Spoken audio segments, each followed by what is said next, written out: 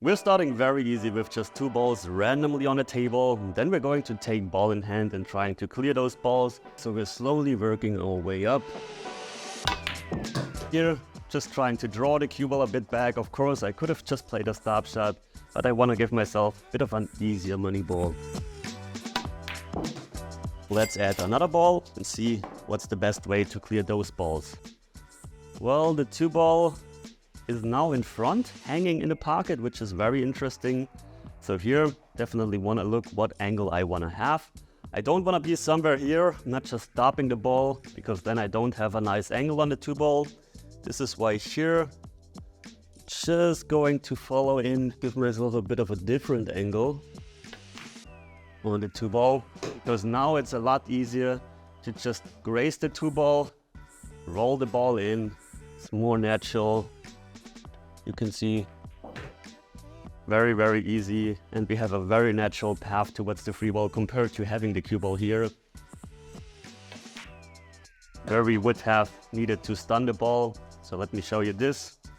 The free ball is here, and we end up with this angle. Then we just can't roll it in, but instead we have to stun it over, which of course works, but it's still a bit more difficult than just rolling the ball in. Okay, let's add another ball, see if we can clear those. Again, interesting situation, because now we definitely want to be on the right side of the 2 ball, which is this. So I definitely have to make sure to go to this side. If I come too short, I still have an option. So I better overdraw instead of underdrawing this shot. And do we have the right angle? Yes, I think we have. This is perfect. And just play a follow shot, very important. Think about leaving yourself an angle on the free ball. This is why I just underhit this shot a bit. Well, it's actually a bit too short.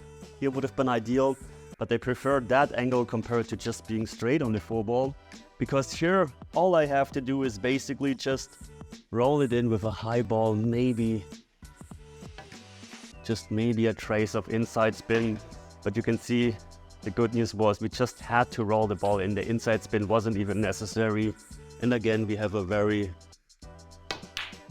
makeable money ball. So let's add another ball. We're already at 5. So let's see how far we can actually get without making a mistake. Okay, interesting little situation. In the best case, I am straight on that 2 ball. I can play that 1 ball into any pocket I wish for. If you see, I'm playing a stop shot into this side pocket, then I'm not straight. If I'm playing a stop shot into this side pocket, I have a much better angle. So you can see, this is much easier. Just have to play a stop shot instead of just trying to follow the cue ball a tiny bit. This is why I'm going to play the one into this side pocket. Now we can just follow. Very important. Check if the 4 ball passes the 5, which it doesn't. So it's very important again to have enough angle on the 3 ball. So don't follow all the way until you're too straight. This is the ideal angle. Not too much that it's harming my shot making if the cue ball would be here, but not too little so that I'm forced to do something crazy. So here I can just play plain center ball. Let's play it with the right speed. Of course, would be nice to overhit instead of underhitting, because now, as you can see, I have the wrong angle. I'm going away from the 5. But if I'm just rolling that slightly in, you can see I still have a very, very makeable 5 ball. So, as you see, angles really are your friend in pool. And you need to be able to play shots with angles, even with sometimes more angle, because very often it's just more natural to play the shots in with enough angle, because cue ball control is a whole lot easier if you're not forced to do anything crazy with the cue ball. Here, I think the only difficult part will be the 3 to the 4. So let's try, in this case, to give ourselves a straight-in shot on the 2 ball. And I actually like to do it that way, because here I can kind of come into the line. Just playing a high ball.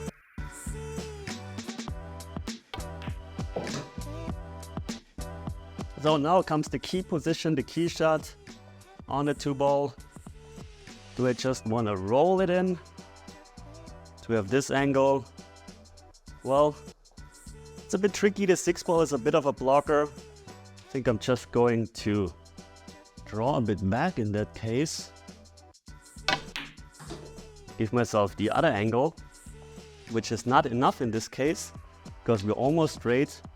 So this was horrible. I should have actually come over to this side and see, well, if I just draw to here, I'm straight. So I knew I would have at least needed to draw the cue ball towards here. So this was actually a mental mistake. So now we have to do some damage control, and I think I'm just going to draw the ball back, which is always more difficult than rolling the ball in, and just go to short side position, which we have here. I have the angle. If I'm following, I'm probably going to run into the 6 ball. So now comes the time where you have to evaluate how good of a shot maker you are. Can you actually just draw a bit back, give yourself a longer shot on the 5 ball, but a guaranteed shot on the 5 ball, compared to just trying to follow, hit the 6 ball, somehow follow through the 6 ball. I personally am a pretty good shot maker, so I'm trying to just bring the cue ball a bit off the rail. Even cheated the pocket a bit and just give myself this bit of a longer 5 ball, but I'm guaranteed a shot compared to trying anything crazy and trying to play the 5 ball into the side pockets. Just focus on cueing straight here. And we made it, and you can see I just had to play a stop shot so I could focus 100% on just making the shot. So this is where you always have to evaluate, as I mentioned, how good of a shot maker you are, how you're currently feeling.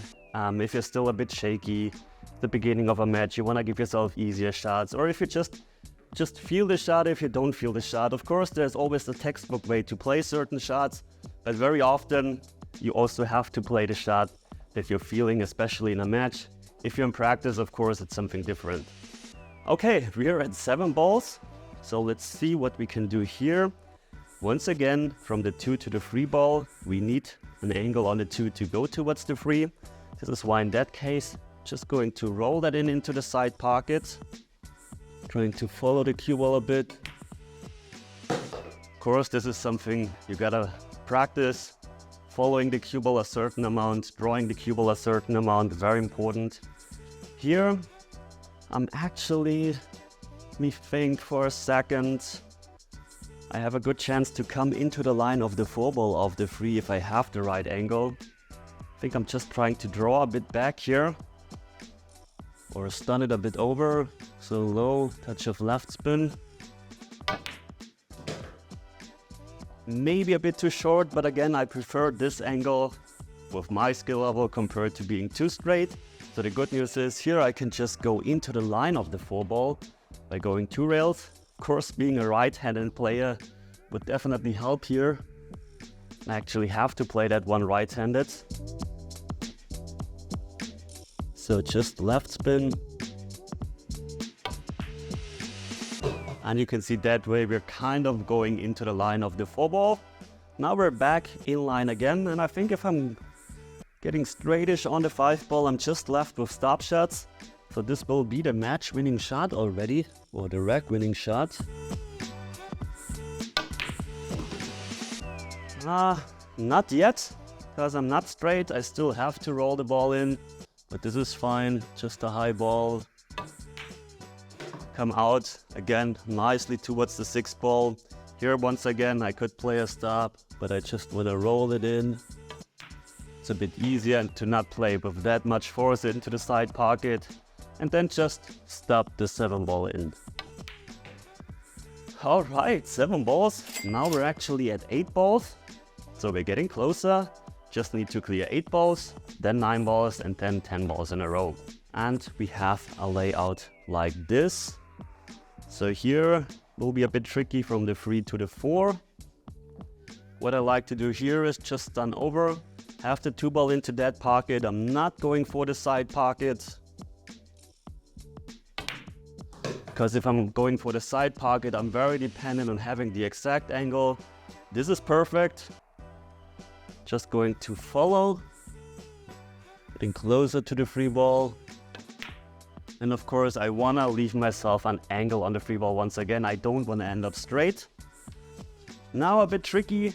I usually would just go 2 rails, but the 7 ball is a huge blocker, as you can see. If I'm trying to hit here, I might end up here with the wrong angle where we're going away from the 5 ball. This is why you could either just try to hit that 7 ball, but what I'm trying instead is hit that rail, hit this rail, and then come towards the 4 ball. So let's see if we can accomplish that. This is a bit more of an advanced shot. And we might even going to run into that 7 ball.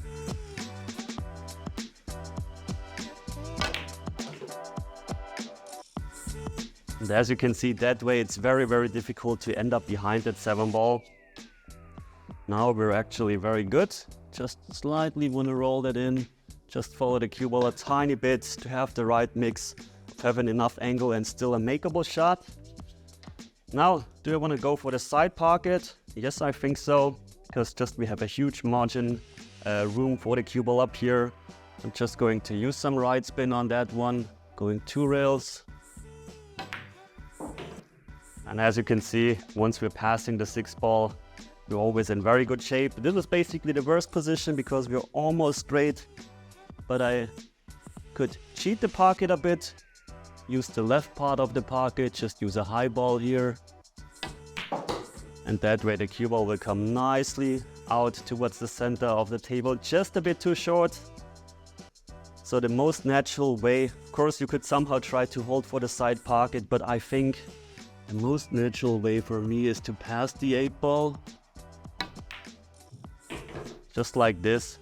You didn't have to do anything with the cue ball, and you have a guaranteed position on the 8 ball. Just a bit off angle, just a bit of a blind cut, but this should be still very doable. 2 more runs with, first of all, with 9 balls, then with 10 balls. So of course this is getting more and more difficult. By the way, let me know in the comments what your average amount of balls is that you can shoot in a row without making a mistake. What I could do is, I like to actually just play a stop shot, but very important, this time we're going over. And I see with a stop shot I have a bit too little angle. So let's see if we just play a stop shot into here. I have a bit too much angle. So I'm just going to play a stop shot into here because I think this gives me the best angle without doing anything with the cue ball. Stop shot is the simplest shot you can face in pool. So here, just 1 rail, leaving myself a bit of an angle on the free ball, not too much, too little. So this is a bit speed sensitive. This is actually too much angle because my plan was to just come 1 rail out towards here. So now we have to work a bit with our cue ball. And I think what I'm actually going to do the safest way regarding having a makeable shot on the 4 ball is going this path with the cue ball from here into the side pocket. If I overrun the shot towards here, I can play it into the corner. If I underrun the shot, I can actually play it in this corner. So I think this is the shot we're going for. Our goal will be to leave the cue ball here, put the 4 ball into the side pocket.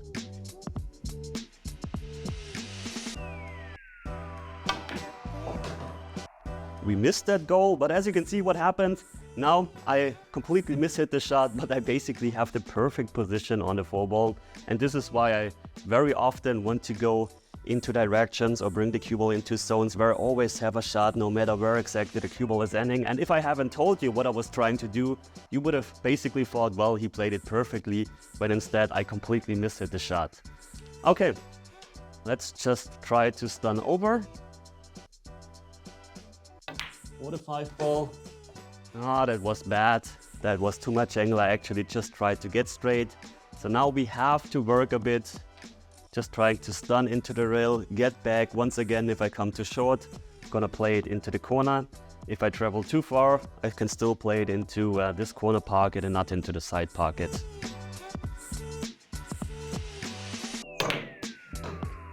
And this looks nice. I have a shot into the corner, a straight-in shot into the corner. And I'm just trying to slightly draw back to have the 7 into the side. And see, I don't want to draw too much back because then I'm going away from the 8 ball. Here a bit tricky. think I still need some inside spin to avoid that 8-ball here. So for not the perfect run, we avoided that.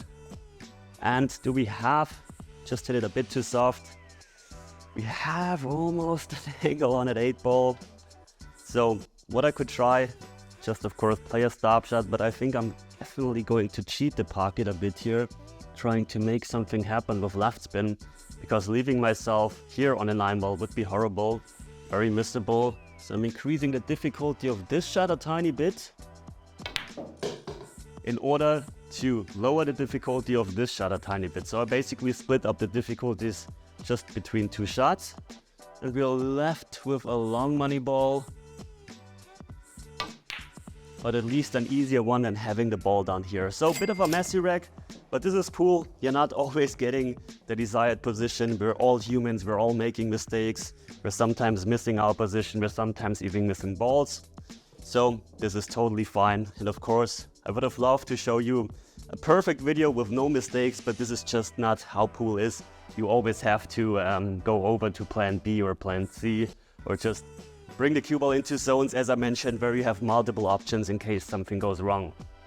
Okay, let's just try to follow that in. Give myself a nice angle on the 2-ball, where I can just draw a bit back. You can see it was important that we have the angle where the cue ball goes to that side. Now 3 to the 4, also a bit tricky.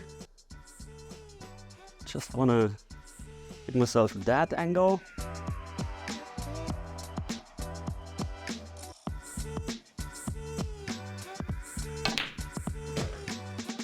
Just like this. That's okay. I mean, with the 7-ball not here would have been ideal to just come again into the line, but the 7-ball was a bit tricky. This is why I decided to stay on that side. So just a high ball.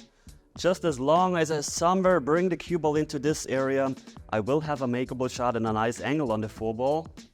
So here a high ball with just a touch of left spin. Cue ball travels far enough. We have a makeable shot, and this is very often on a pro level the most important thing, that you leave yourself a makeable shot with the right angle being on the right side of the ball, just that you have options how to continue. So let's see, do I wanna bump slightly into the 6 from behind, or do I wanna pass the 6? And again, I think I'm just trying to pass the 6-ball between the 6 and the 8. Just a high ball again. This is for me the safest option. Just leave myself that angle on the 5. Now, just going out of the rail, overhitting the shot, a bit of underhitting the shot would be nice. So for example like this, I mean not overhitting, but leaving yourself, instead of here, leaving yourself that angle, because from here you're going kind of into the 8. If you just have too much angle, it's difficult. Here, if you're having too much angle, all you can do even from here is still roll the ball in with high, and I'm going to use tiny bit of left spin. And the reason why I use that left spin here is because I wanna not have the angle where I'm on that line of the 7-ball, where the cue ball goes towards here, where the 9-ball and the 10-ball are. Here would have been ideal, because now I'm hampered over that 8-ball and I don't have enough angle. So I probably should have gone around and see that I just want to be somewhere here, because then I can just stun and go towards the 8-ball. So this gets tricky. I'm not trying to do anything crazy here, I'm just trying to make the ball and keep the cue ball off the rail as best as I can. And I completely messed this one up, so I maybe should have hit it with a bit more authority. And now, just because of that one single mistake, we are now in a horrible position, because the cue ball travels into this direction behind the 10-ball. So what I have to do now is really rely on my technique and play the ball in, at least with a speed where the cue ball comes out, that I have a view on that 9-ball. So we're so close to our target, and now I'm left with this horrible shot. So let's see. Really, really difficult shot. Very missable.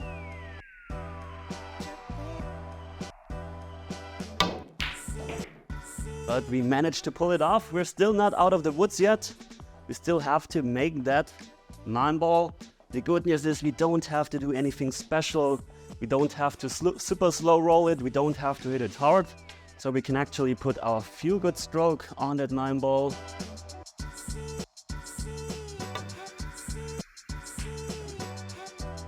And we have a very, very nice and makeable shot on the 10-ball.